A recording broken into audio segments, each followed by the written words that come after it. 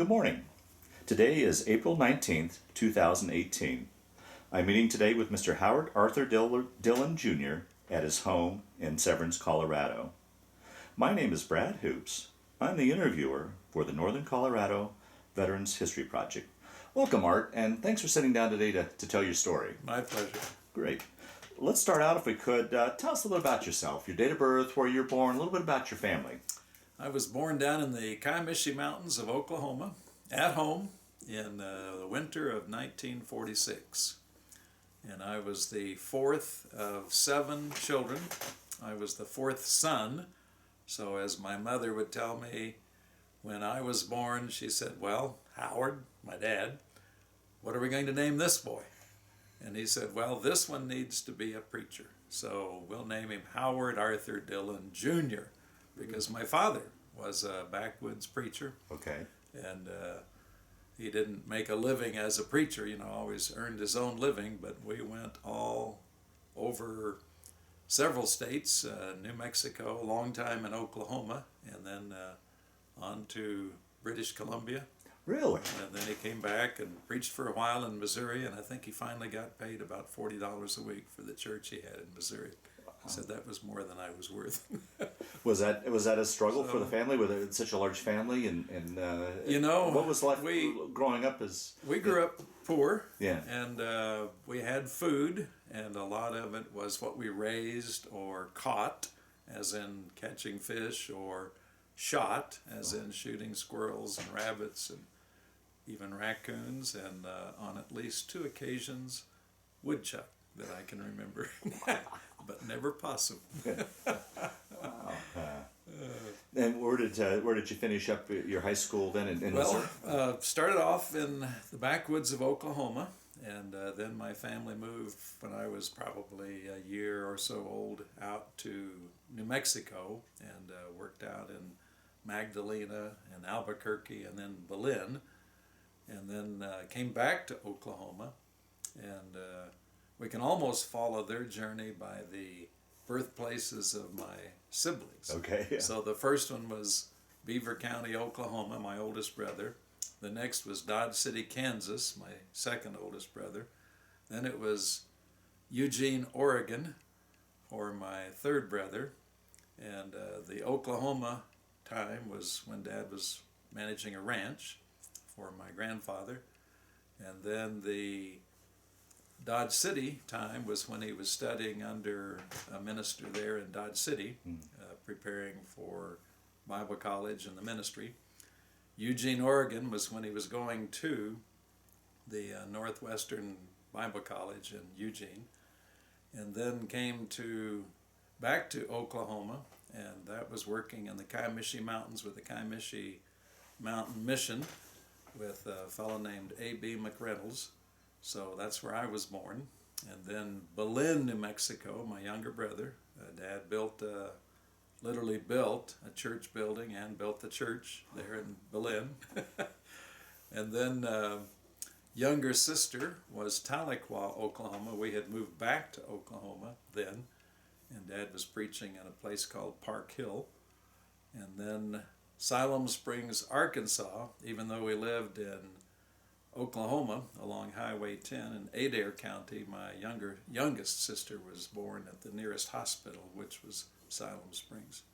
So we grew up trying to make a living by any means we could. We raised a big garden. We always kept a cow, had chickens. On a good year, we'd butcher a calf. On a not so good year, we'd butcher a hog.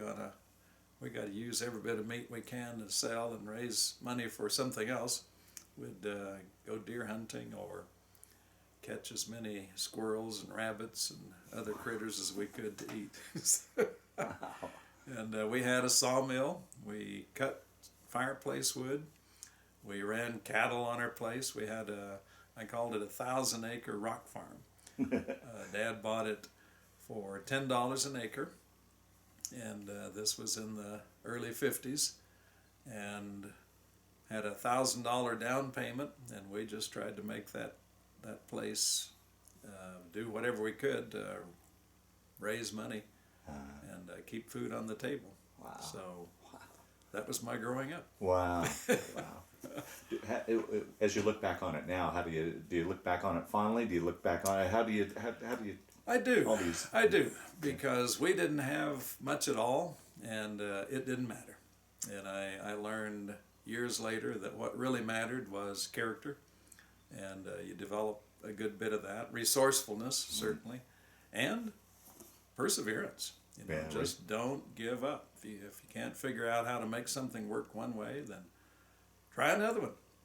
And if plan A and B and C don't work, you've still got 23 more letters to the alphabet to keep going. That's a great And quote. then when I was 15, my family moved to British Columbia. Dad felt a calling to go up there and try to start some independent Christian churches. So we did. Wow. And wound up spending, spent a good number of years up there. I was in and out of British Columbia from 1961 until 1977. So overall, coming and going, 16 years. Really? Wow. Boy, an entirely different environment than An entirely different environment. than Oklahoma and such. Yeah, Wow. right. So is that where you finished up high school up in British I Columbia? did finish up high school in Clearwater, British Columbia. Okay. Okay. Well, then take your story from there. Getting out of high school, where'd you?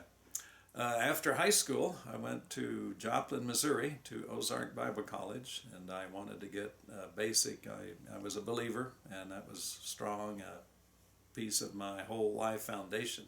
So I wanted to get a good strengthening of that foundation before I headed off to university.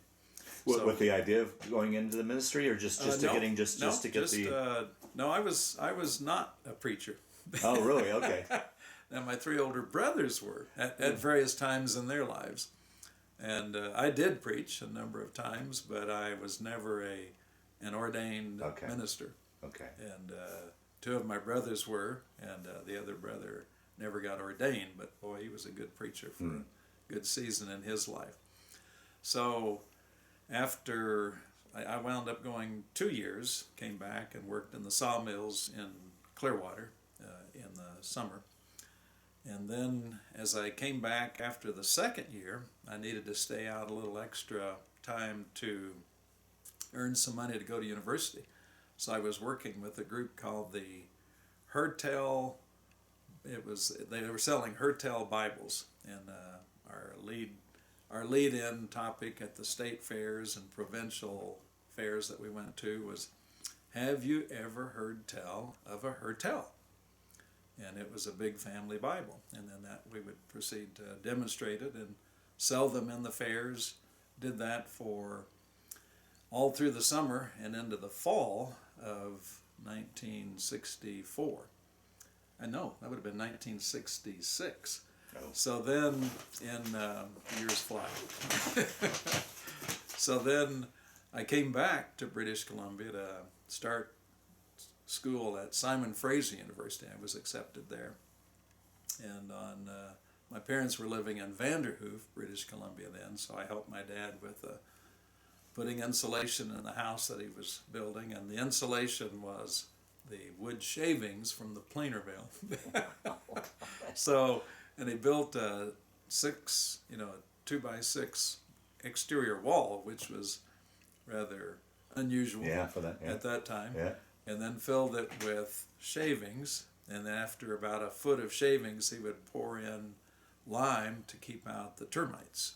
So did that, and planning to start university in January of, would have been 67, and on December the 21st of 66, my younger brother David came home, and he had what we called the David laugh, and it went something like, "Aha! You got drafted."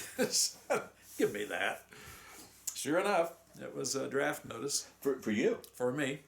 You didn't have educational deferment. It was called the 2S student deferment, and because I had missed a semester, I'd stayed out to work. Wow. Then I lost my deferment, and so then I was eligible for the draft. And interestingly enough, I had thought seriously about joining the Army, knowing what was going on in Vietnam, and had done some research, had gone down to New Orleans and had taken all the tests, had taken the physical, had talked with a recruiter and said, I just want to know if I qualify. I was particularly interested in Special Forces.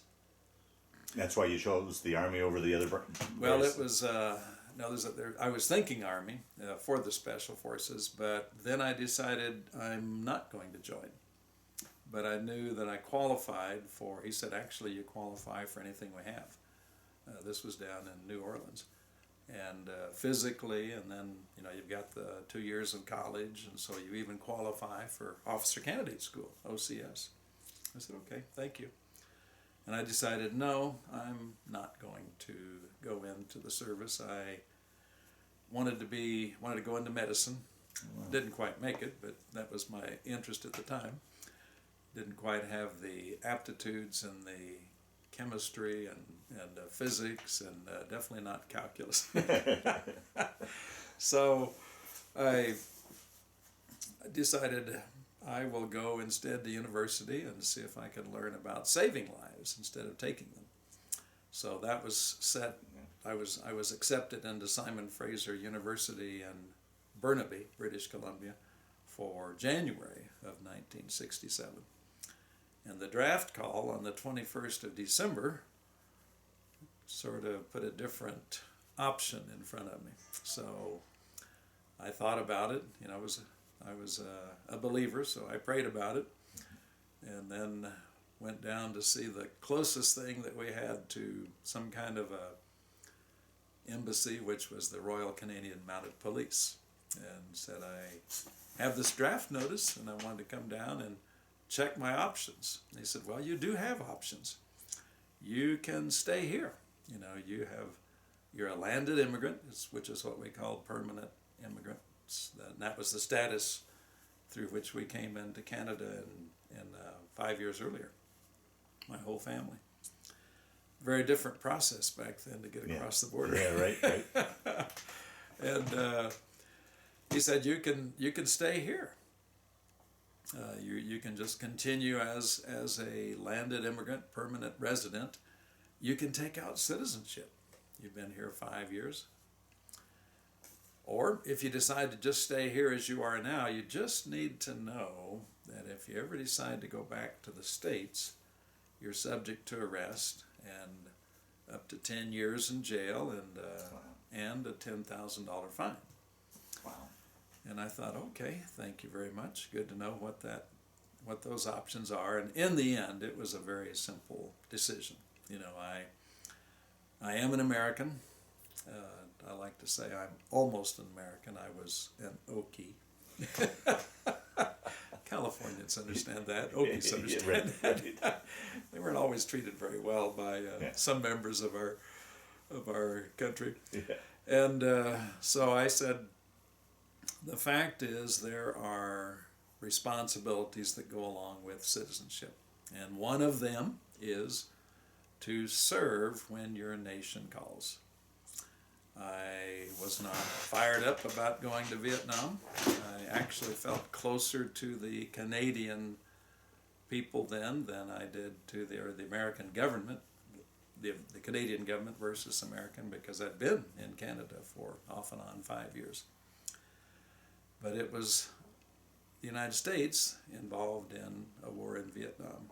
Well, diving a little deeper, was there, I don't know, at that point, protesting had really started up, but I mean, had you the whole idea of why we were there, did that enter your thought at all? I mean, were you thinking? It did. Okay. I knew that this was, what we kind of referred to as a dirty little war. It grew into a dirty big war. But I knew there was a lot of controversy. I knew there were a number of my fellow American citizens who had come to Canada to avoid the draft or to desert. And later, I met two of them at Simon Fraser University, 6 years later, but that's another part of the story. Okay. And so for me, it was simply, I am an American, I have been called, I will go serve. Wow, okay. So my best friend and I came across the border, drove my little Rambler American sedan all the way down to Louisiana, where my two older brothers were, for kind of a goodbye visit, and then came back and I reported into Fort Leonard Wood, Missouri, in January of 1967. Oh boy, I don't know. I heard about the barracks there. And Oh, such. yeah, it was. So I went through the in-processing, the receiving station, as they called it. I recall they gave us 17 different tests over the space of 2 days. And then I had my 5-minute or maybe even 3-minute interview with Spec 5, who was, a specialist in where we're going to assign you. And he said, based on all of your tests, we are recommending you for medical care and attention, Oh, yeah. For medics. Okay. I said, well, that's good. I'm interested in medics and interested in medicine, but I want to go to OCS. He said, oh, okay. Yeah, you qualified for that. So that put me in a different track.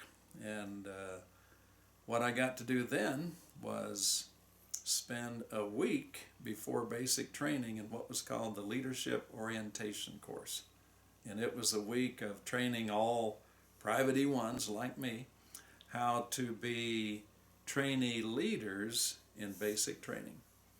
So there were 70 of us, and it was an intense week, a very beneficial week. Taught me a number of things. And some of the highlights during that time, I remember particularly a situation about halfway through the week when we were all, standing at attention, and one of our drill instructors just started hammering. I mean, just absolutely mercilessly harassing one of my fellow 70 private E1s. And his name was Private Orr, O-R-R. And he was kind of a little pear figure. And he had little round wire glasses, and he just had a double chin, and he was just a little round fellow. And they were just, this particular sergeant was just mercilessly tearing him down, yelling at him, telling him what a disgrace he was. He was unfit for duty. And I mean, this went on for minutes, and I could see Orr's lips start to tremble, and then I could see a tear running down his cheek, and I was just getting furious.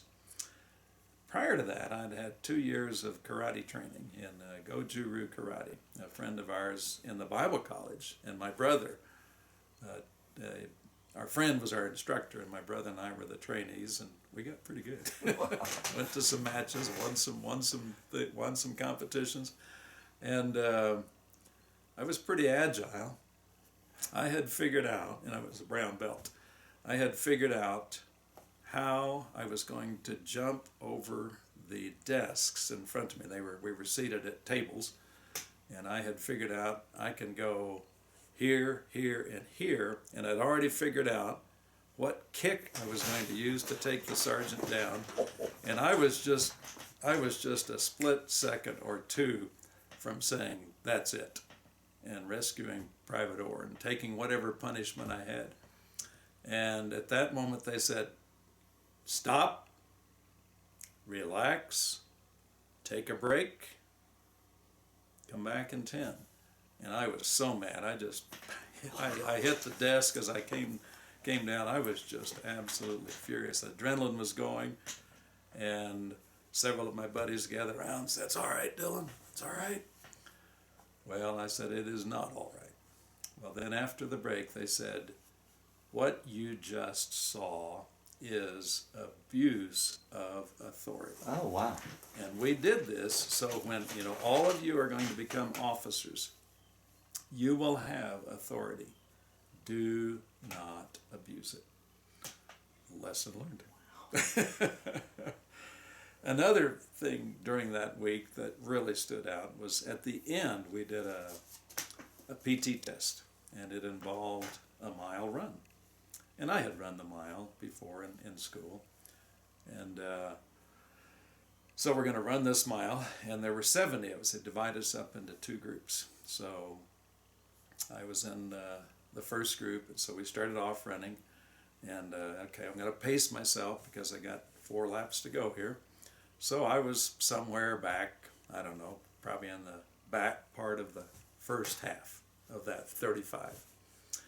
And Staff Sergeant Nelson, one of our DIs, came up beside me and said, "Come on, Dillon, we're going to show these guys how to run. Follow me." And he picked up the pace. And he ran 2 laps with me. And we went from the last place to right up in the first part of that, the very part of the lead. And then the last one, he slapped me on the back and said, "Go! Show them how it's done." And I ran for everything I had. And I think I came in second out of my group of 35. And then, we had to finish the test. And then as we were marching back to the barracks, I was just boo-hooing. We're singing about Jody and, singing the songs. And I was just tears running down my cheeks. Because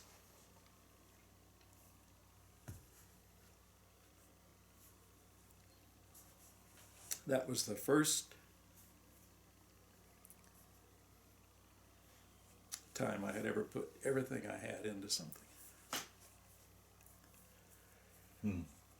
And that was a good thing to learn in the first week of the Army. Just to say this, I fully expected to die. And I was at peace with that. And said, okay, I'm a believer. I know my eternal destination. So I will go, I will serve, and I'll give it the very best I can. And I did. Wow. How was that? One question I always like to ask, and I think maybe you answered a little bit of it when we were talking about your growing up and such. How was that transition for you going from civilian life into military life? I imagine your childhood helped greatly with that, but how was that transition for you? Well, it did. I learned to be a very good shot. Oh, yeah. The rule in our family was when you're 12 years old, you can buy your own .22 rifle. Well, that was about $10. That was a lot of money. So I don't know how it happened, but when I was 10, I bought my first J.C. Higgins bolt-action single-shot .22 rifle. And then I was part of the hunter-gatherer part of our family. Okay. And I learned that if you shot a squirrel in the head, that only took 1 bullet. And, I bought my own .22 shells, and they'd get a box of 50 of them for about 50 cents back then. So if I only needed 1 of them, then I could get 50 squirrels, and that was all meat for the table. And the rule was that everything we shot, we had to skin and clean and bring it to Mom ready to cook.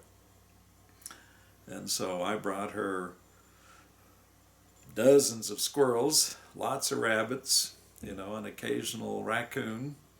We didn't eat the fox that I brought home, but, whatever. I'd bring ducks from the river or a quail that I called in, a little bobwhite quail.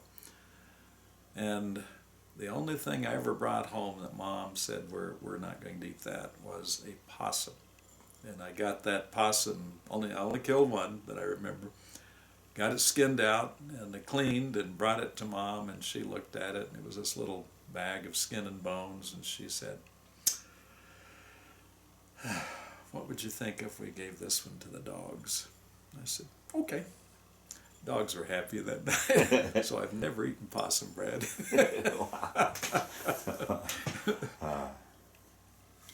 So my father said, I got 5 boys. I want to teach my boys how to work. And I'd hear him say that, and I thought, that is a strange thing to say, because all he has to do is say, go to work. And we do. So I grew up working all my life. Every night after school, we'd go up in the woods, stop, change into our work clothes, and grab a snack from whatever Mom had ready for us.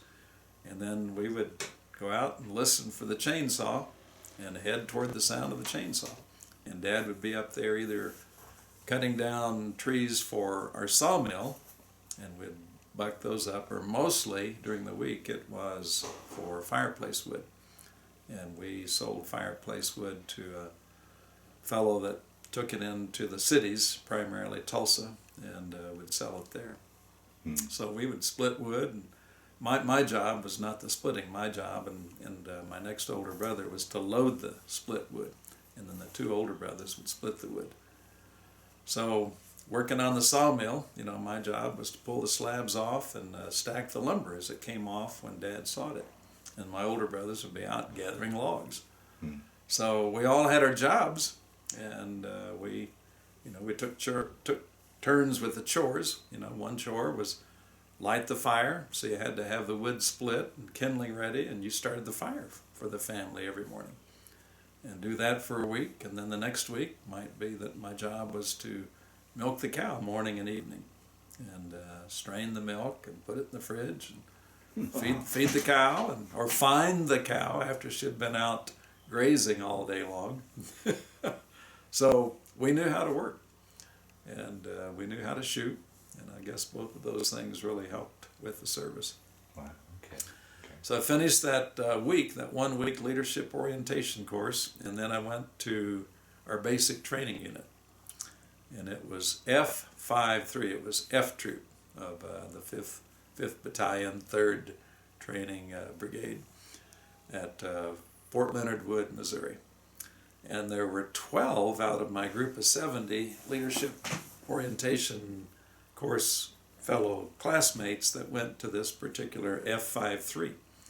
And we had a couple of days just to get settled in before the rest of the basic training group came in. We had 220 soldiers, most of whom were from the Louisiana National Guard.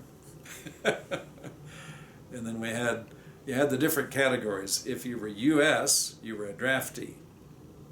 That was a prefix on your service number. Okay. If you were an RA, then you were a regular Army. We called them lifers, with some derision. And then if you were NG, we had different things like no good, or or ER, which was enlisted reserves. So when you'd go through the chow line, you'd have to say what you were. So anyway, we were all USs in the US or RAs in our LOC group. So we had our senior drill instructor was a sergeant first class named Delgado, and he was from Puerto Rico, and I knew a little Spanish, and we just hit it off. I liked him, and I guess he liked me. So the second day he announced to the 12 of us that he had selected Private Dillon as his trainee senior drill instructor, trainee SDI. So, okay. So all of us got those little stripes, the little pin-on stripes. We were all private E1s, but okay, now we're acting corporals or even acting sergeants. Well, Sergeant Delgado took me to the first sergeant and said, "This is going to be our trainee SDI." The first sergeant said, "All right." And he reached in his drawer and he took out one of his chevrons, which had the little diamond in it, and it had 3 above and 3 below. He cut off the bottom 2 rockers, so I didn't outrank in looks, at least, the senior drill instructor. So I only had 4 rockers, but I had a little star in the middle, and I was the trainee senior drill instructor. And the deal was, the 12 of us were all in charge after the regular cadre went, okay, we're done for the day, we're going to go have a beer at the club or something, and then we were the in-charge people. They told me I was in charge. So I took charge. I think I had more authority then as the trainee senior drill instructor for a basic training company of 220 soldiers than I ever had before or since. I kind of jokingly say that because I did finish Yeah. my time out as a one-star general, commanded the state. So it was an interesting basic training experience, and I thought, well, I gave lots of push-ups and pull-ups. We had pull-ups, and we have the bars around our company headquarters, or our company area, and we did a lot of pull-ups. And I thought, when I give one of our soldiers 25 push-ups for some minor infraction, then I need to do it with them. I did a lot of push-ups, Brad. And same with the pull-ups. So by the time I was through basic training, I was pretty buff. I could pump out those push-ups, and I'd always match them. If I give you 25, I'm going to be right down there with you doing them. What was the leadership concept? What was your idea What was behind that? I think nobody that I remember had said it to me. It was just, if I'm going to ask another soldier to do something, I need to be prepared to do that as well. And I'm not always going to do what I ask them to do, but in this case, if I'm giving them push-ups or pull-ups, I'm going to go down and do push-ups with them, or I'm going to do pull-ups with them. I'm a basic trainee just like they are. I just have some responsibility and a little assigned authority, delegated authority, to take care of that responsibility. My responsibility was to make sure all 220 soldiers did what they were supposed to do and were where they were supposed to be with the right equipment. I took it seriously. Wow. So got through there, and then went on to, in the process, we applied for which branch of the Army do you want to be commissioned in. And I applied for the combat arms, so that would have been infantry, artillery, armor. So I got artillery. And so that meant I was going to Fort Sill, Oklahoma. So then those of us who were assigned to artillery OCS went to what was called OCS Prep at Fort Sill. And it actually gave us a military occupational specialty, MOS, in Fire Direction Center. So I became a Fire Direction Center specialist to know how to set up the data to send to the guns for the artillery. So did that for 2 months, and then right into artillery OCS. And pretty intense, all the things that you see about academies or, the training of officer cadets it applied to us. So we were harassed pretty mercilessly for 6 months, and then we graduated as butter bar lieutenants. And our first sergeant happily stood in front of each of us, giving us our first salute and collecting $1 from each one of us. So during OCS, we had different people that would come through and pitch their particular specialty in the Army.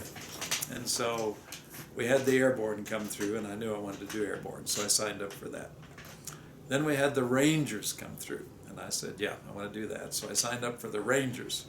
I thought, if I'm gonna go to Vietnam, I want to be best trained and be the best soldier I can be. Then the Special Forces came through, right. And I said, now that's what I really want to do. So I signed up for that. And about a month before we graduated from OCS, a major and a captain came through, and they were aviators. And they did a song and dance for us on flight school. Well, I wore glasses because I could see, my vision was good, but my fusion, I had crooked eyes, so muscle imbalance. So I had these prisms that I wore, and I thought, flight school, I never considered that. So, yes, candidate. Jump up, at attention. Sir, candidate Dillon, can you go to flight school if you wear glasses? My whole class, there must have been, close to 100 of us in there. They just erupted. They laughed me to scorn. Oh, Dillon, everybody knows you can't go to flight school if you wear glasses. I went to flight school.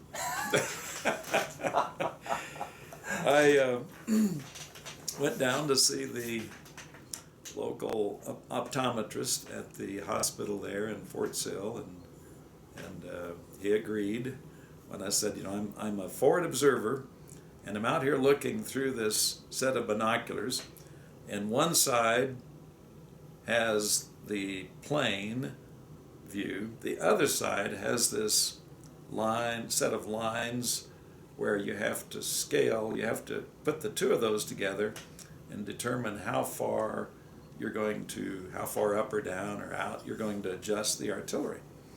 And I said, I have a hard time with those binoculars. And he thought about it and he said, okay, because he was thinking, I can't justify just straightening out your eyes, that's an expensive procedure. So he finally said, all right. Well, that was helpful for getting into flight school as well. Oh, really? Yeah, that probably corrected, I'd say 75% of my muscle imbalance in my eyes. Huh. Wow. So I got into flight school and, went through Fort Walters, Texas, and then that was the basic, and then went to Fort Rucker, Alabama for the advanced flight school and all the tactics.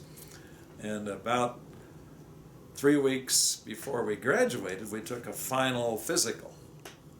And they do what's called a red lens test. And, you go around the circle and you're supposed to see different shades of red and white according to if your eyes are working together. And I knew what I was supposed to see.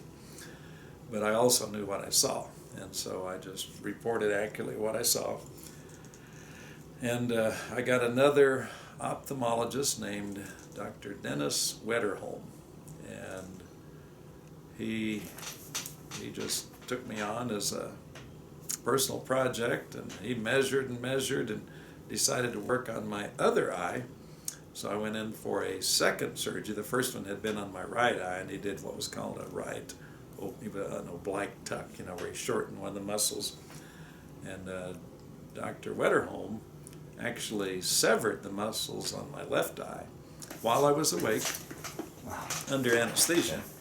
But he said, I need you awake, and you're going to have to do exactly what I tell you. Yes, sir. Okay, now move your eye this way. Hold it. Okay. Now hold it there. I'm going to reattach it. So I could see the sutures coming in, and I did exactly what he said. And then I went home for a month of convalescent leave. My folks lived in Smithers, British Columbia at that time. And then I came back to Fort Rucker, and he gave me all the tests, and that probably corrected 95% of my muscle imbalance. Wow. He was so pleased. He called his major supervisor in and said, look at this, sir. And I was pleased. So then I finished up flight school.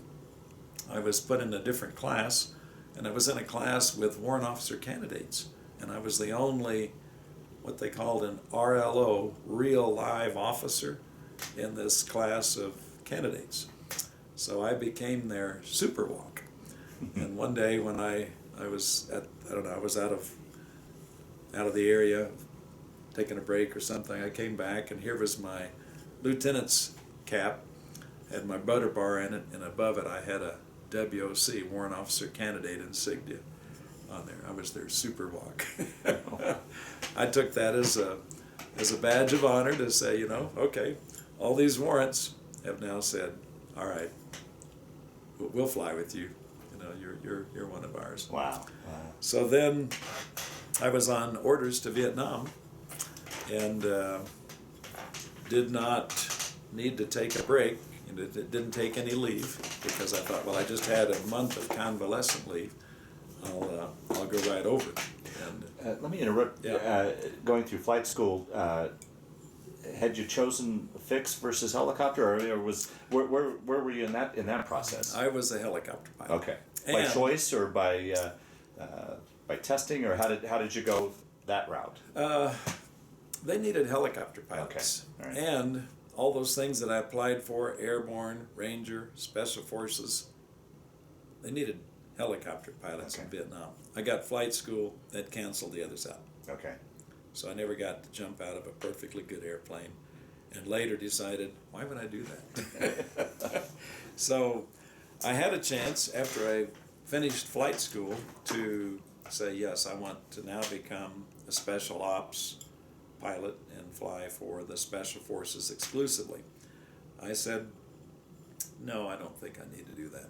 So I just thought, let's go to Vietnam. Let's face what we're going to face and let the outcome be what it is.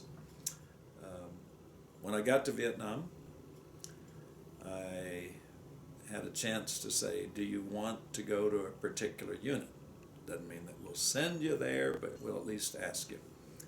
And I said, So you came over to Vietnam as a replacement. You weren't in any particular? no, we just were sent. Okay. We, All right. we just came in. Okay. All right. And we were replacements, but Right. it wasn't like we were in a unit Okay, going right. over as unit. Right, okay.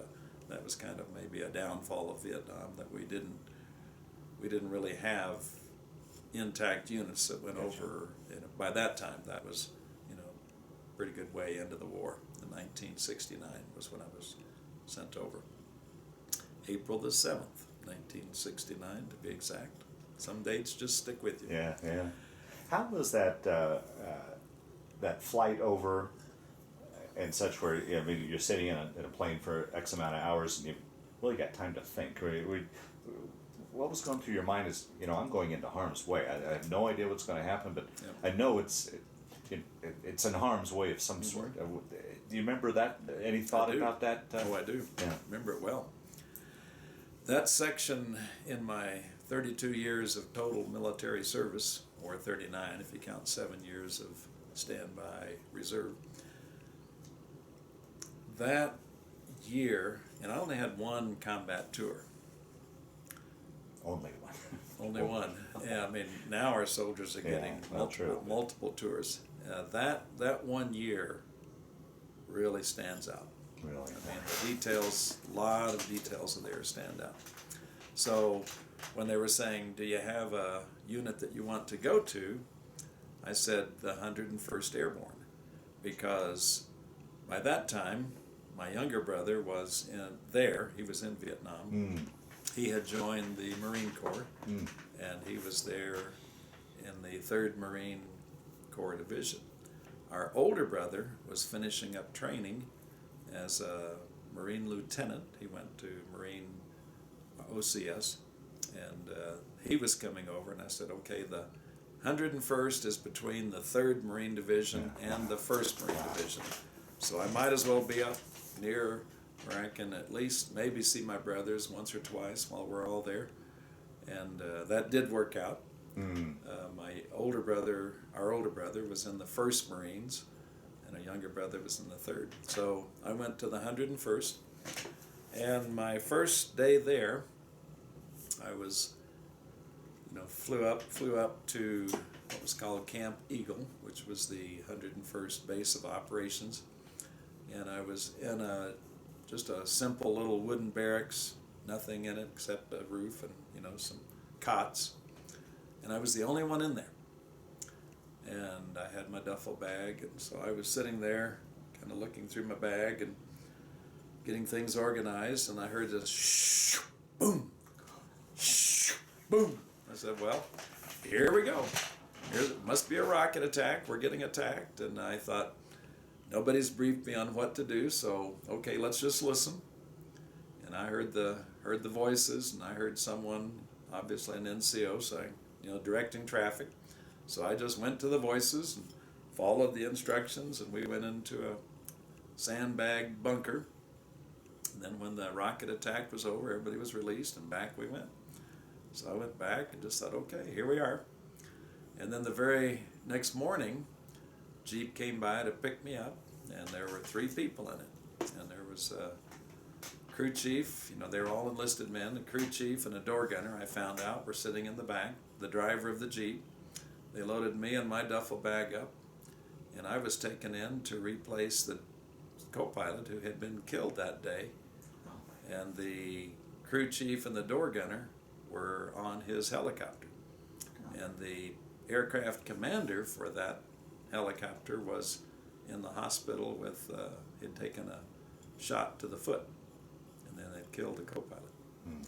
So that was how I entered, and I'd heard during training how short the life expectancy was of a helicopter pilot in Vietnam, in combat. I listened.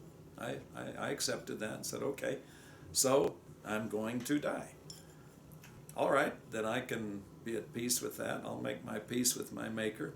Now, since I'm going to die, I don't have a wife and children at home. Don't even have a steady girlfriend. So let's see how many of these other guys we can get home who do have wives and children. Mm. And that was my focus. So I learned how to be a flight lead. You know, I was a platoon leader by assignment, but I was a section leader in a platoon by my rank. But I was a new ignorant guy by experience. Mm-hmm.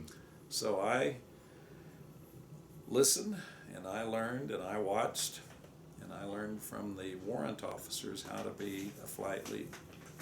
I had one in particular that I really enjoyed. His name was Jerry Adams, and he was a strong believer, Assembly of God, and an excellent pilot, calm under pressure, and boy, I just loved every time I got to fly with Jerry. And he taught me how to be a flight lead. So when I was with him, we'd be the flight lead. So we'd be taking maybe somewhere between 6 and 10 helicopters out, and we'd fly in formation. We'd pick up our soldiers, fly them into the landing zone, and he showed me how to do that. We were flying in the jungle and flying the new H model Hueys, and just learned a lot. So after about 3 months of flying lots of combat assaults and combat support, I got a call from Major McIntyre. He was our commander, and he was good. He was a lead from the front commander. So he and our operations officer, Captain Tarr, Bob Tarr, would be out flying together. And he called me in, and I report in, sir. I was a first lieutenant, Lieutenant Dillon reporting as ordered. At ease, Lieutenant Dillon said, Captain Tarr here is going to be finishing his tour. We called it DEROS, Date of Expected Return from Overseas. He's going to be DEROSing, and I need you to come down to operations. Oh, my heart just sunk, because no self-respecting pilot wants to go to operations. You know, you want to get as many hours as you can.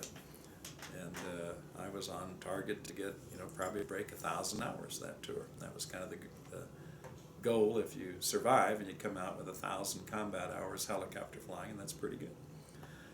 But then he said, we're going to need strength down there in operations when Captain Tarr leaves, and I want you to provide that. Well, yes, sir. I'll go do that. So I did. I went down and I learned for about 6 weeks from Captain Bob Tarr, and I flew with him. And the role of the operations officer is to become the air missions commander. You plan the flights, you brief the flights, you go to the brigade briefings, find out what the mission is for the next day. We had it set up so we had a daily operations brief every night at 7 o'clock, 1900. And to that briefing would come the flight leads, so the platoon leaders for our lift company. I was with the Kingsman, and I had been Kingsman 1-6, and I was the first platoon leader. I became Kingsman 3, the operations officer. And so the role, so after Bob Tarr finished his tour of duty and went home, then I was Kingsman 3. And so I would go to the brigade that we supported. We supported the 1st Infantry Brigade of the 101st. So I'd go to those briefings and find out what our mission was for the next day. Come back, plan it, and brief it, and then go out and direct it the next day. So, and then in between, I was also doing a lot of flying.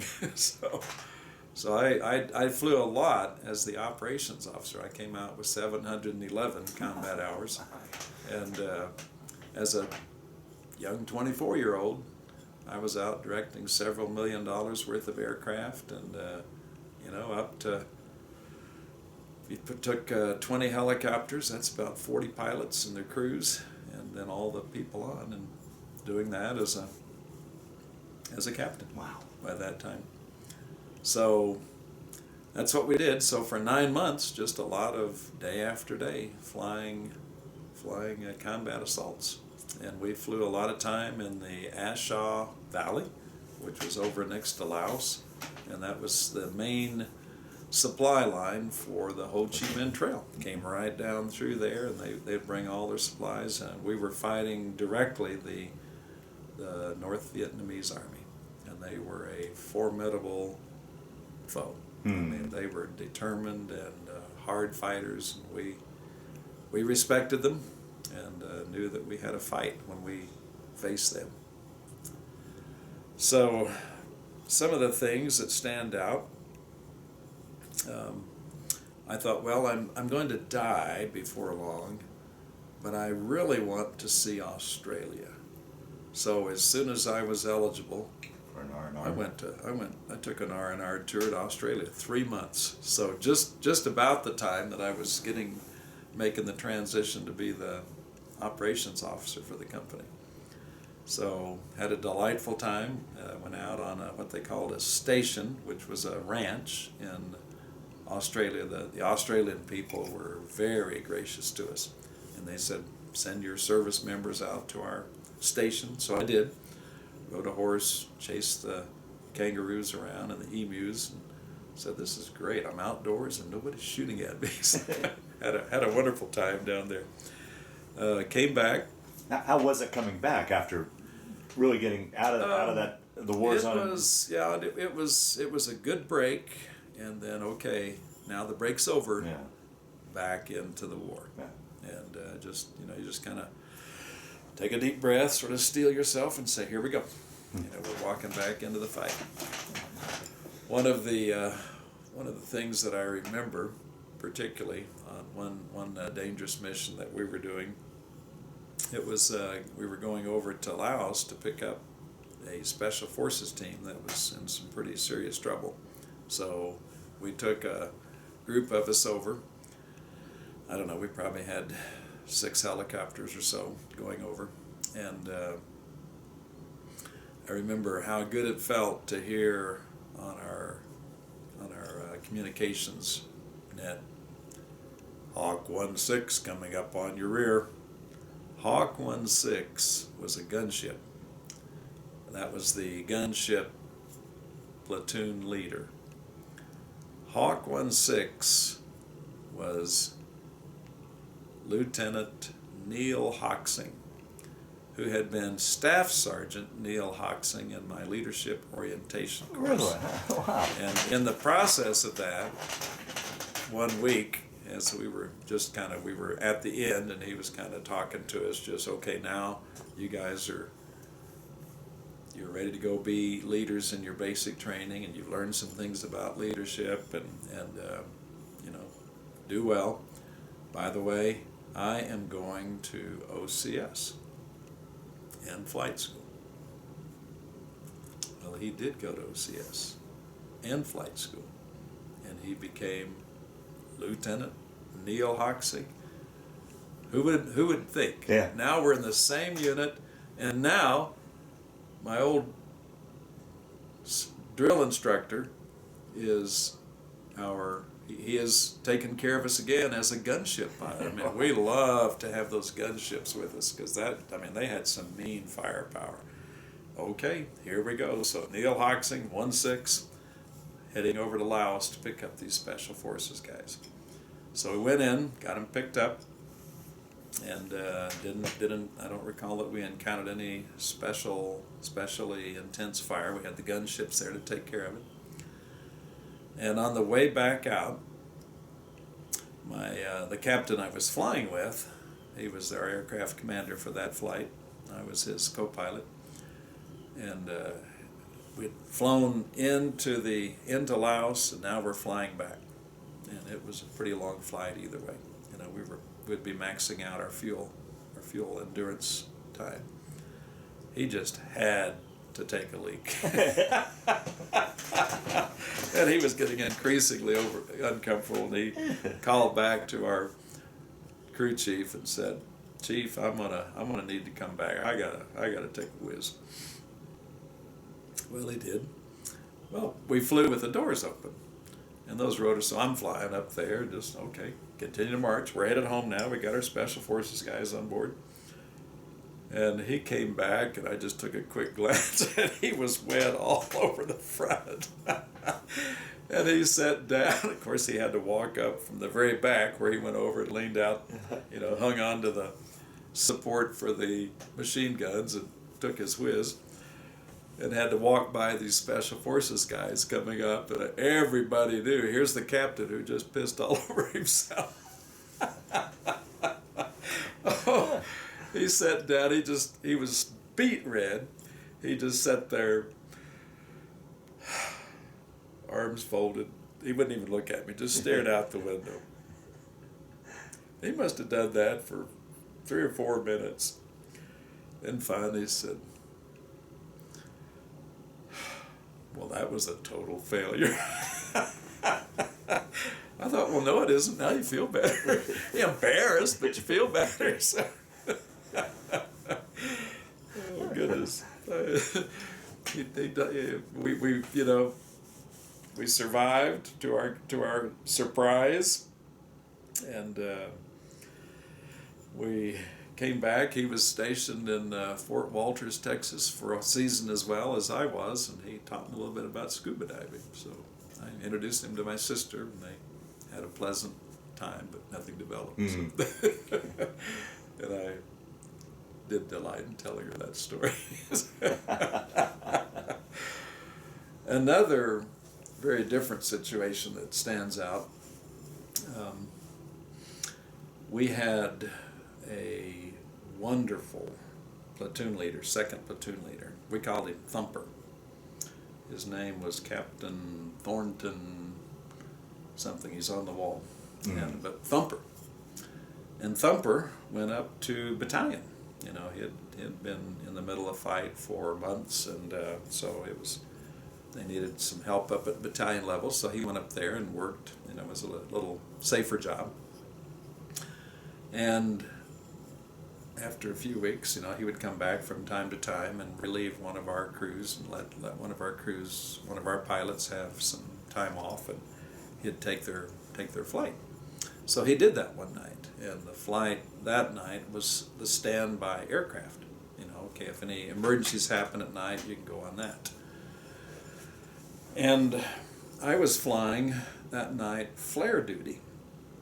Now, flares, we would go over where our infantry soldiers were, you know, where our units were, and they'd come under attack, and they'd call for flares.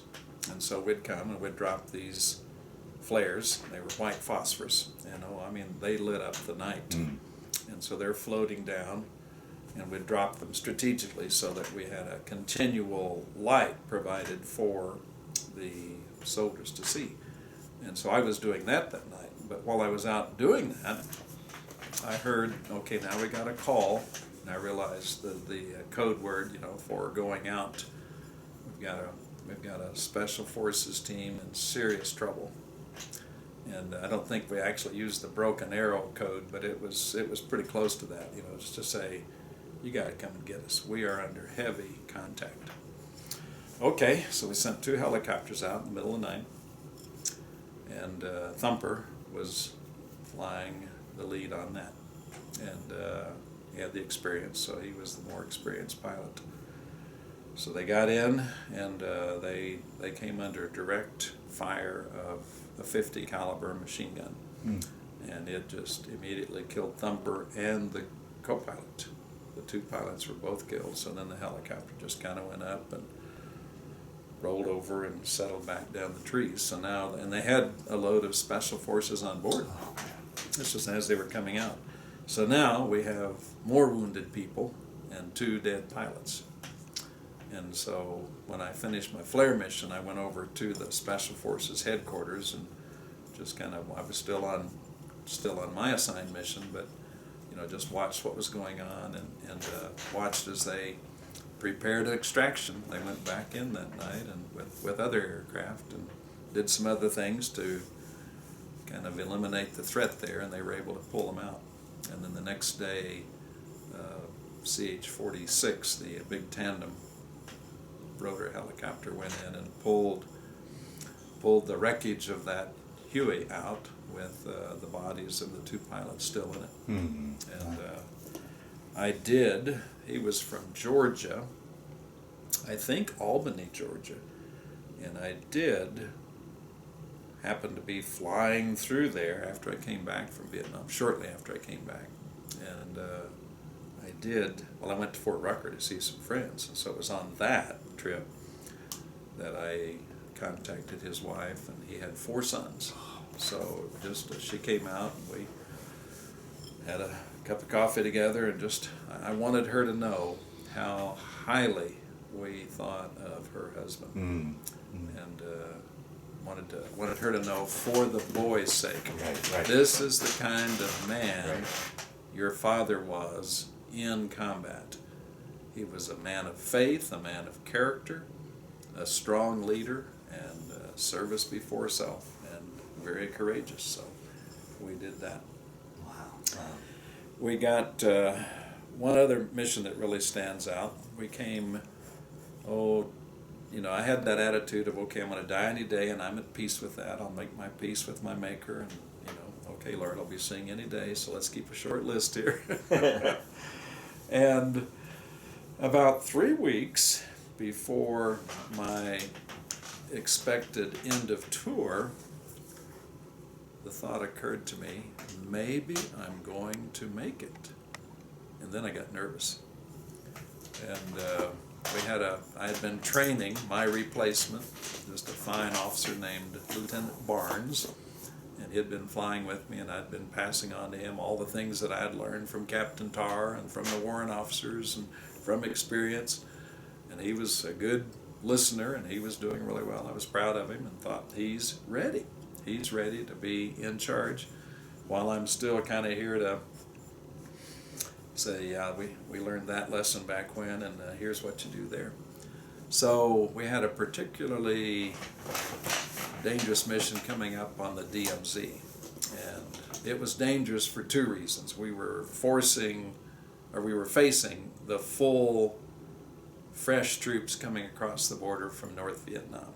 So they were trained, committed, equipped, ready. But we were facing them with South Vietnamese soldiers, ARVNs, Army of Republic of Vietnam. They were not good fighters. They did not have the same commitment that we saw out of the North Vietnamese Army. And I thought, this is not going to go well, because we're going to be having all of our guys flying these South Vietnamese soldiers in. They were not proven soldiers. We had flown several operations with them, and I was not impressed with what I saw, nor was I impressed with their leaders, the commanding general that I saw in the brigade briefing from time to time, complaining, griping that we weren't giving enough support, just throwing a fit. And so I just thought, I'm getting nervous now. I'm dangerous. No, You're dangerous when you start getting nervous. Right. I said, I think this might be a good time for me to let Barney step up and take the job that he's going to be doing here full-time in 3 weeks. So I told our commander that. We had 2 commanders in the 6 month or the year that I was there. Major McIntyre was the solid lead from the front kind of commander. Then we got a second commander, because they would rotate commanders out every 6 months so that the officers could get their command time. So we got Major Pease, and Major Pease was a different kind of leader. He seemed afraid from the first day he came. He frequently, I noticed, had a meeting at battalion when we were out on a major operation. And so I told him, "Sir, I'm going to give this mission to Barney. He's been working with me and I think he's ready for it." Major Pease's answer was, "Oh, no, we got to have the old hand in here. We need that experienced one to do this mission." I thought, "Well, you coward, why don't you take it?" So I took the mission, and it was a full company effort. We bring the whole group out, and we got him in, and I think Major Pease actually flew with me, as I remember that. We took him in, and we brought all of our pilots and crews home. And what happened to all the South Vietnamese soldiers, I don't know. I think somebody else went in to pick them up, because I know I didn't. After the operation was done. So I came back from that, and I thought, okay, I'm done. And as the operations officer, I could do this. I took myself off flight status. Told my team there in operations, I'm done. I knew I was eligible for another week, so I took that opportunity to take a week of leave. We had a week of R&R and a week of leave authorized during our tour. So I took my week of leave and I went to Japan. It happened that the World's Fair was going on in Kyoto, and so I got to go see the World's Fair in Kyoto. I went by Hiroshima and saw the memorial there for the atomic bomb that was dropped, and read all the anti-war comments, anti-American comments. I said, that's fine, but that helped end the war. And then came back and started out processing, and I had considered, prior to that time, I had considered taking an extra 6 months extension. Really? What prompted that thought? Well, what prompted the thought was the Army would give you 30 days of additional leave anywhere in the free world and would pay your transportation to get you there and back if you would extend for 6 months. And I had a friend in the 1st Cavalry Division he and I thought, it might be kind of fun to go to Europe, rent a couple of motorcycles, and just tour Europe for 30 days on these motorcycles, and then come back and finish out our tour. But as we got closer to that end of the 12 months, I could just feel, I've described it being kind of like a flywheel. You just wear down. And I felt totally drained in every category. Physically, I was exhausted. Emotionally, I was just drained. I was empty.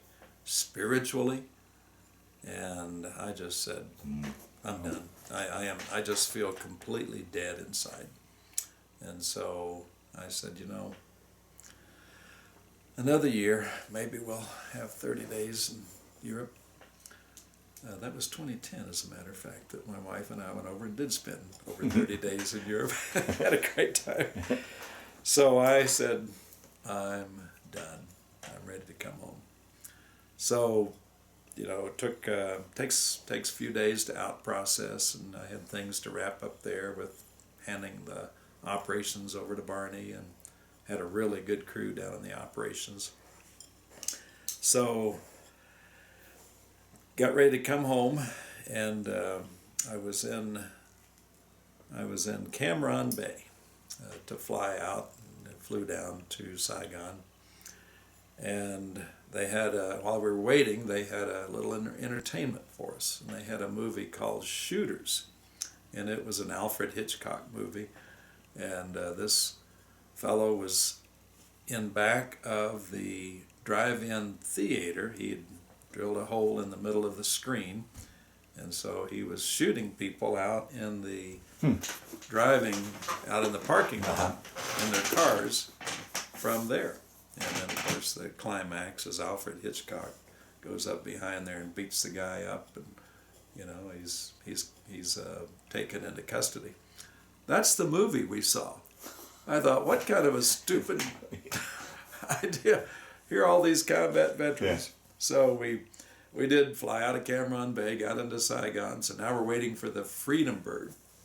Well, here came the Freedom Bird in, unloaded, and then they're going to refuel and restock and make sure everything's okay and maybe put a different crew on and fly us home. And when the guys got off the Freedom Bird that we were going to get on, these are fresh troops coming in, and I was thinking there ought to be a cheer, but what there was a jeer.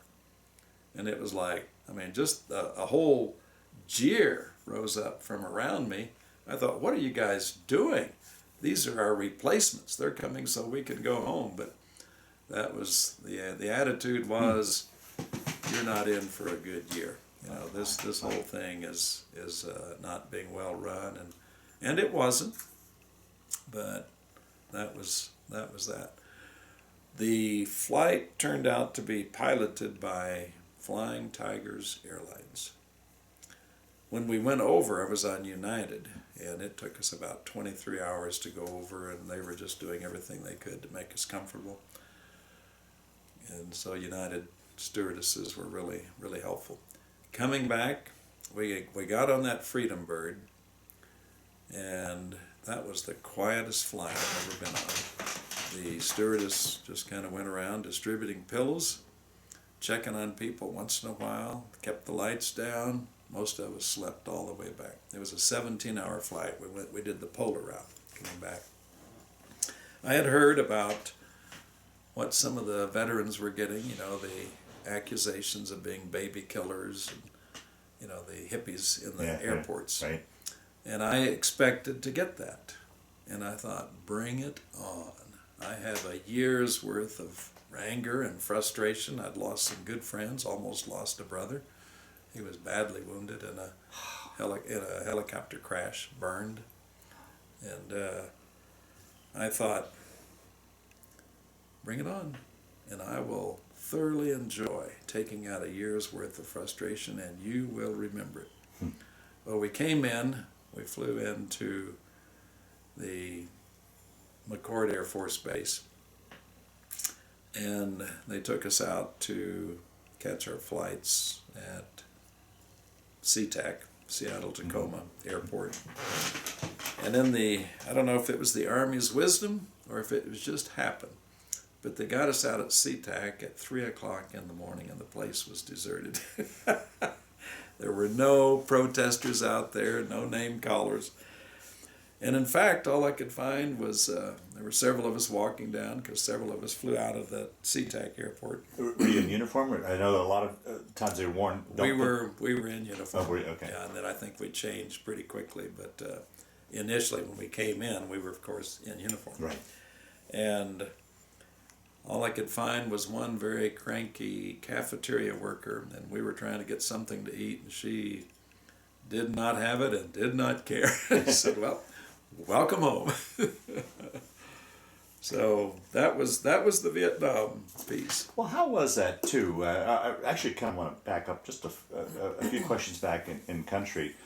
Can you talk a little bit about what daily life was, what your living conditions were, what your food was like, what you did when you weren't on duty to pass the time, what you did to decompress, I guess. I mean, just an overall daily life of being in country. Well, we lived in hooches, and a hooch was just a roughly constructed out of rough boards they would get from the Seabees primarily, trade a captured AK-47 for a pallet of plywood or whatever. And so these were, when I came, I had hooches that were built by previous members. And so I had a bunk, like a cot there were two of us, two lieutenants in this one room. And a small little room, probably smaller than this room, and big enough to hold two cots. And so those were our living conditions. Later, when I became an operations officer and I was a captain, then I had a smaller room, but a room to myself. And I had a phone that was directly hooked up to operations. And we had the mosquito netting over the cot, and that's how we slept. Wow. We had, for a shower, we had a black fuel blivet, it was called, just a black rubber container, and fill that up with water, and then sitting out in the sun, when we had sunny days, we had hot water. During the monsoons, we had water.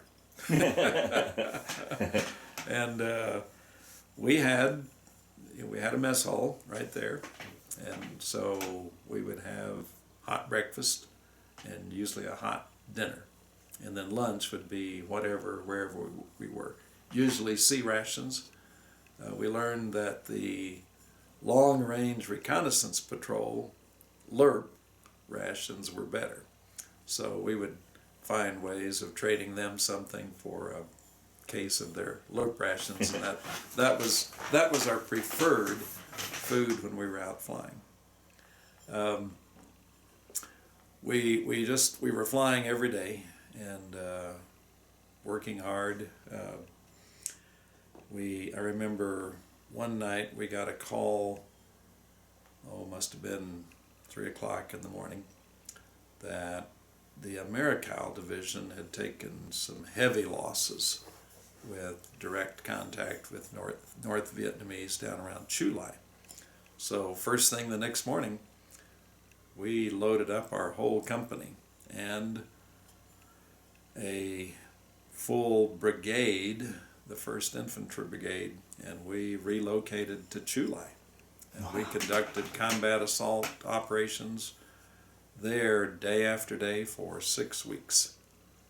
And it was a heavy fight. So I remember, coming in and seeing body bags piled up like cordwood.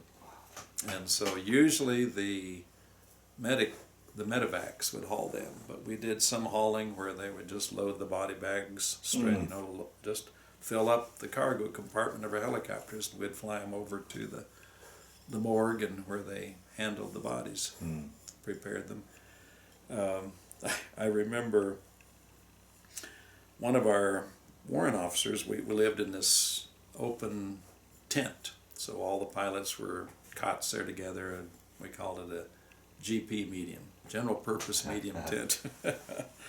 And so we had the pilots all in there, one by, just cot to cot. And one of our young warrant officers was named Shadowin. We called him the Shadow. And he had found out that if you take your fire extinguisher, CO2, and you apply that to a 6-pack of warm beer, it'll make it cold pretty fast. So they'd do that. They'd ice down a 6-pack of beer. Now we got cold beer. Okay, that tastes good on a real hot day. We were right on the South China Sea. So, we'd fly early in the morning all morning. We'd have a little break, and we'd go fly out all afternoon and into the evening. And so during that break, you might have a couple hours on that particular phase. So we'd take our little lawn chairs down to the beach and, listen to somebody have the boom box. We'd listen to music of the day and go out and swim in the South China Sea, have a little break, and then come back, get our flight suits back on, and finish the pre-flights, and away we'd go again. So Shadow decided that, besides cooling down beer, fire extinguishers are really good for giving somebody a real jolt if you slip that fire extinguisher and give them a blast of cold CO2 in their bunk. Oh my. I was not even going to have any of that. We all slept with our weapons. I thought, that is stupid, Shadow. So I made sure, Shadow, I held up my revolver. We carried little 38 revolvers, and it was part of our uniform, and just about all it did was let you signal, bang, bang, bang, help. So, but at least you had it. I said, don't mess with me. I got my gun my pistol right here, don't mess with me. Because you get awake in the middle of the night like that, she'll do all kinds of things. Yeah. He didn't. And shortly after, Major McIntyre came down and said, look, it's hard to get these things refilled. We've got to have these fire extinguishers to prevent fires to your tents and other equipment. Stop it. So it was warm beer after that. For entertainment, I do remember we had a number of crab bakes, crab boils. Okay. Uh-huh. So we'd get crabs and large shrimp from the local population. Oh, we'd have some good boils. Mm. And so we'd just have a big pot and usually do that outside the officers club. When I got there, the guys were building an officer club out of scavenged materials. Actually turned out pretty nice. And then we hired a little Vietnamese girl to come in and run it, and had soft drinks during the day, and then beer for when you were off duty and other things. And that was kind of the hangout point for our officer group. We had a little procedure for kind of protocol for when we were initiating a new member into the company, and this would be a new pilot, so we had this thing where we were doing some kind of a test of skill or test, and they were down trying to pick up something. I forget exactly how it was. I just remember that in the middle of that, all of us gathered around and poured cold beer on them, and that was their initiation into the company. Well, that leads to getting to talking about that Vietnamese gal that you had run the club. Yours was a different war in the sense that you knew the front line was 6 clicks up that way or whatever. But how was it? I mean, you really didn't know who was friend or foe. We didn't, and we got attacked regularly in our Camp Eagle compound. So the rocket attacks were frequent, and so getting overrun by sappers was a reality. We did perimeter patrol as a young lieutenant pilot. I led. You'd have to get out and do. I did. Oh, wow. I did lead patrols around the outside perimeter. I felt very out of place, but I did it. And then I would go out from time to time when I was the officer of the day, assigned to the patrol, and learned, watch for the glowing embers of marijuana cigarettes or whatever else drugs they had out there on the berms, and I kind of let them know that I'm coming, so I didn't walk up on some soldiers that were high on something. Right. And that was a reality. I just can't imagine with that sort of situation that you could ever truly let your guard down. That you did not. Couldn't relax. No, you didn't. So right above my head, I had in my little hooch, I had an ammo box, and I had a bunch of shotgun ammunition and a sawed-off shotgun that I had bought from a Special Forces sergeant who was heading home for $5. Included about 4 boxes of flechette rounds, which were little darts, and they were intended for, okay, you got someone attacking you on the wires, this will put a whole lot of hurt on them in a hurry. Never had to fire a shot, but I had that over my bunk in case of sapper attack at night. Oh man. Yeah. Well, you said after the end of the year, and you thought about extending another 6 months, you realized you were spent. I mean, that's one thing I've never, as a person that's never been in combat, and to me the most unnatural, even though it was man-made, the most unnatural place a man can be is in a war zone. Right. I just can't imagine when you look at all the various things. You're in a different environment that you're not used to. You weren't sleeping properly. You were maybe getting sleep, but not properly. Hygiene wasn't the best. Food at times wasn't the best. All these things that I think individually could knock a man down, but then you had the stress of war over on top of that. I'm just amazed how I guess you talked about faith and such, but how do you look back on it? How did you make it through that? I mean, with everything really against you. We were soldiers once and young, Okay. And a young body handles things differently than a more seasoned body. And I think we had the mindset of we're in war, and whatever happens, we'll go with it. I was not afraid because of my foundation of faith to say, the Lord has a plan for our lives, and if mine is to be ended here, then that's as it is. So, did get some sleep most nights, and might get 4 to 6 hours of sleep in a night. You can go quite a long way.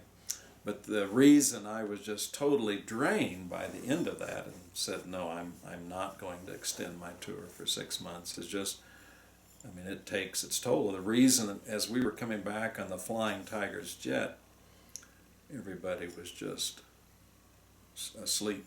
Just dead tired. So it's that accumulated fatigue over the year in all areas.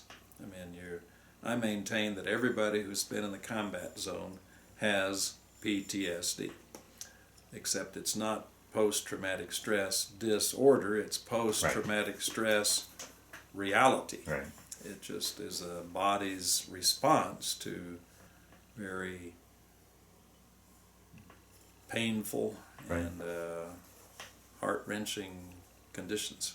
Right. Seeing your buddies killed, or seeing the destruction of war. It's, I came back saying war is the failure of our ability to figure out some way of settling our differences. Right.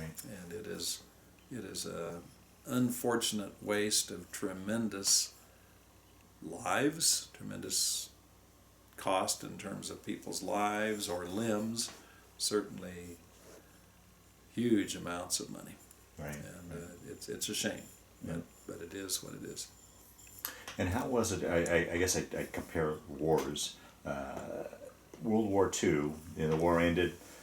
They climbed on a troop ship and had 2 or 3 weeks to get home and decompress. Here you are in a war zone. 17 hours later, you're back in civilization, if you will. That had to be somewhat of a culture shock or a shock, I would imagine. It was, and I had 60 days of leave because I had not taken leave before I went over. So you can only accumulate 60 days and then you lose it.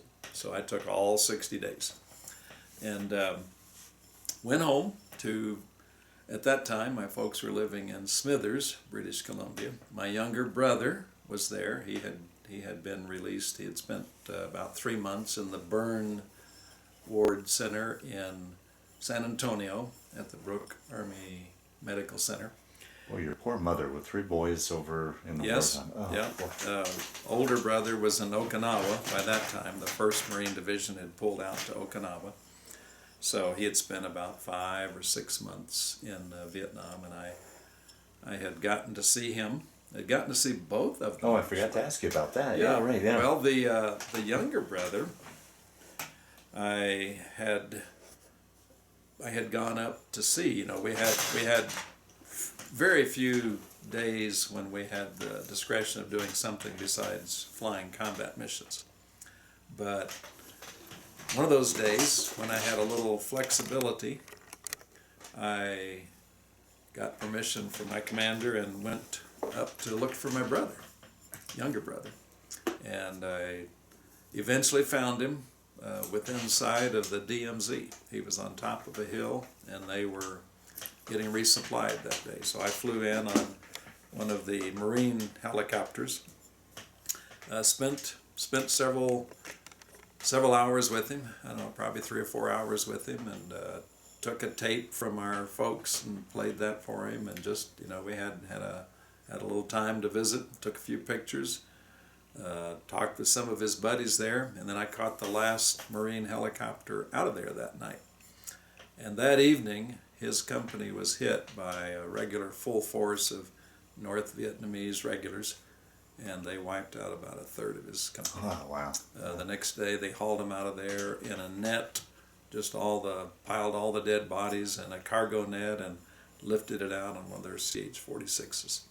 So he came down within the next couple of weeks, he came down and managed to come down and see me.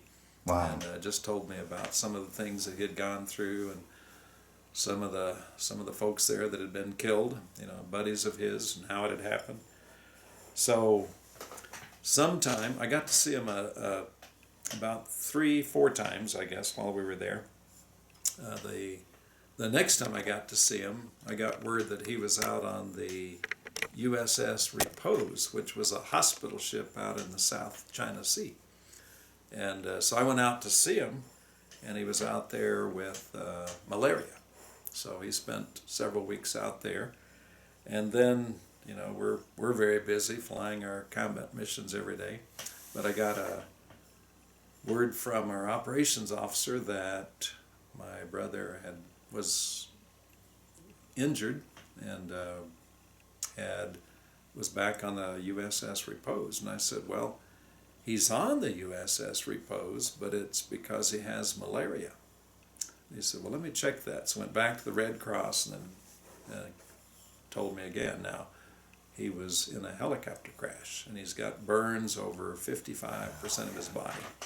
First, second, third degree burns.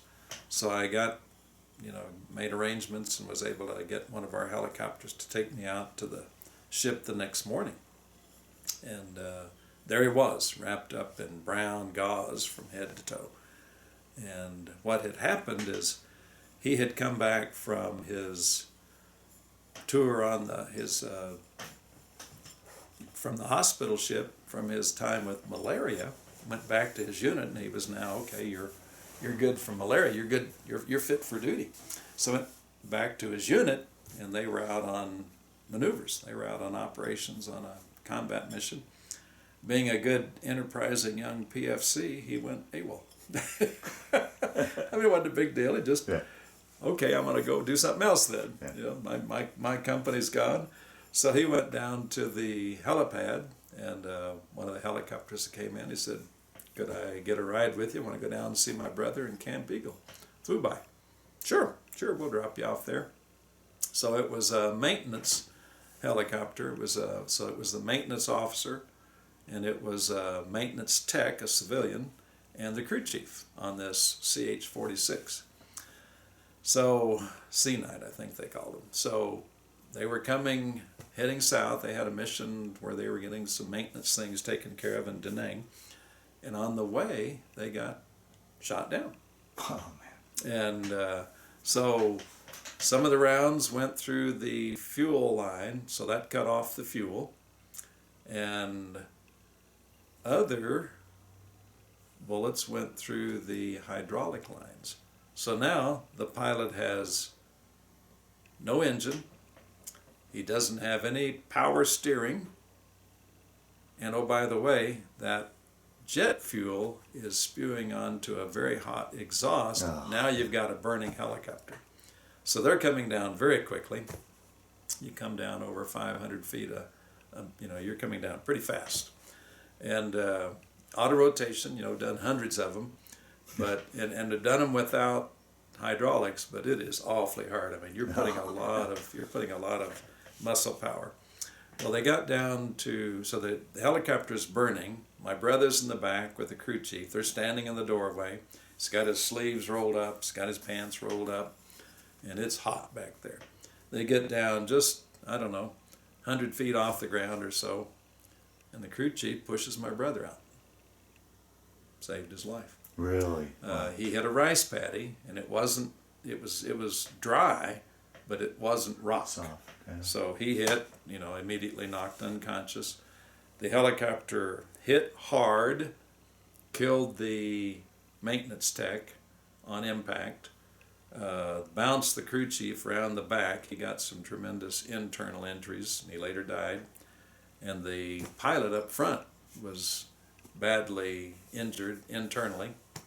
And so when I got to the hospital ship, here's my brother, all wrapped up in gauze from the burns, all over his back and all the backside. And the crew chief is right beside him.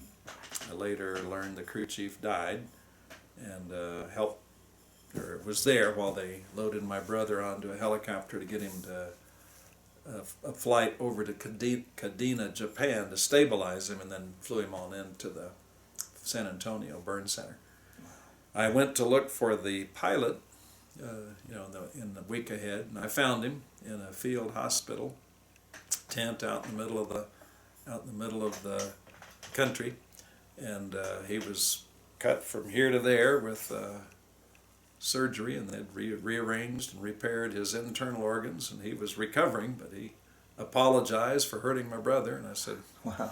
just glad you and at least two of you made it out. Wow. So then he was sent home. I'll rejoin him in a minute when Okay. I got home, because he was there. I'm gonna